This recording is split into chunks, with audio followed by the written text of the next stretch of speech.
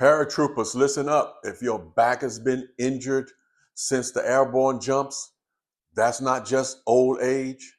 It could be VA compensatable. You could have disc issues, arthritis, nerve damage, all coming from your days in Airborne. This is Russ from Veteran Experience. If you find this information valuable, please like, subscribe, send it out to other veterans who you know might need this information. This is how we get this kind of content out that would help a veteran like you. The cost of every jump, jumping out of planes, might have to put you on the cutting edge of elite soldier, but it also put you on the cutting edge of back injuries, and the physical damage is high.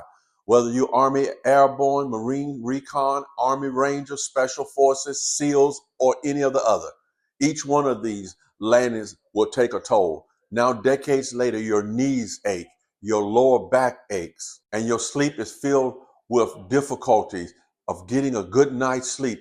All of these could be side effects of every jump. In this video, we want to look at the specific job of airborne military personnel and see what injuries are common for this job. The VA will not tell you. The Army doesn't tell you when you sign up. This is one of the common injuries for this job: spinal damage, the invisible burden. If it hurts when you stand, sit, or even sleep, it is not in your head. The regulation in 38 CFR 4.71 covers the spine and joints.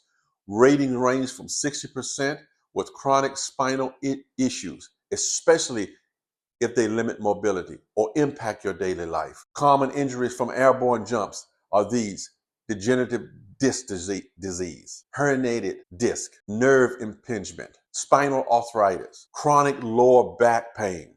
Have you felt any of these? Put them in the comment. Real talk, those jumps, especially in full gear, compress your spine. You might not have gone to sick call after one of those jumps, but those jumps took a toll on your back.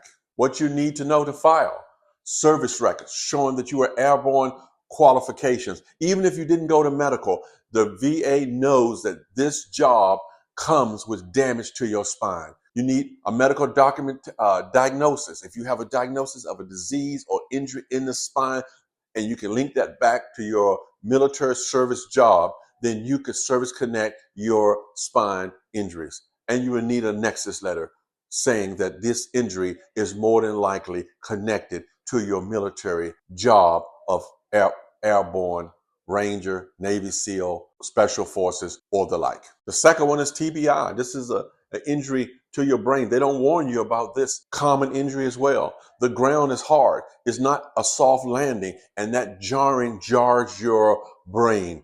And in some cases, you can have small, minute damage that relates to TBI. The ratings for TBI can range from 0 to 100% based on severity of impairment, including memory loss, judgment, motor function, and visual orientation. Common symptoms years later: foggy thinking, erratic behavior, dizziness, headaches, cognitive decline. These are just symptoms that can be a side effect of having a traumatic brain injury due to your service. What you need to know to file: you need a neurological exam from a VA or private neurologist. Then you file the claim. Once you have a diagnosis, you go into a CP exam. After that, you should get approval or denial based on the medical evidence. If you know somebody was in Airborne, tag them in this video. Make sure they know that the job that they were serving in while on active duty causes real injuries that the VA knows, so you can get approved. You are Airborne Ranger and you never complained about the jumps, but now you're in your 50s and you have neck pain, back pain, knee pain, hip pain, problems with your feet. These are all common injuries for that occupation. One big problem with most people that come out of this type of job in the military is they always downplay your symptoms. Downplaying your symptoms doesn't hurt the VA, but it does hurt you. Lastly is PTSD. You dropped into chaos. That doesn't leave a person unchanged. You have been changed because of your military experience and exposure and deployment, combat zone, explosions, and all of the things that encompass this particular job. PTSD is also covered in the 38 CFR, and you can apply for benefits for PTSD if you have it documented in your records and you have been diagnosed for it. For PTSD, the rating could be 10% to 100%. And that PTSD comes with mental problems, lack of social ability, suicidal thoughts, irritability, unable to have a common social life, or unable to maintain employment. These are all side effects for veterans who have PTSD and who have experienced trauma while on active duty. PTSD doesn't have to leave your life ruined. If you're struggling with PTSD, get mental help today. Because as one veteran caring about another veteran, we want to make sure you're whole. If you have PTSD, you need to get a diagnosis from a certified mental health specialist. Once you get a diagnosis, then you need to connect it with a Nexus letter back to your military service. Through the CMP exam and the raters, you will get a percentage of disability based on the effects of the PTSD in your life. If you find this information valuable, please like, subscribe, send this video out to other people, and I appreciate you watching. Here is the kicker. Most veterans have more than one of these issues. Back pain could be 40%, TBI could be 70%, PTSD could be 50%.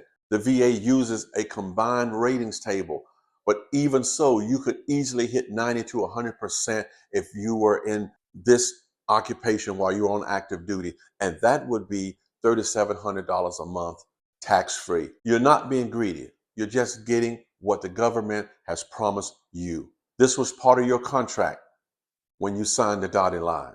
Action plans to get started. Step one is gather all the medical evidence that pertains of this specific injury, whether it's of the spine, whether it's TBI, or whether it's PTSD. Document service connection. DD-214 with Airborne or combat designation should be on your DD-214. You can include buddy letters or personal statement that will strengthen your case, explaining how your time in the military caused these injuries.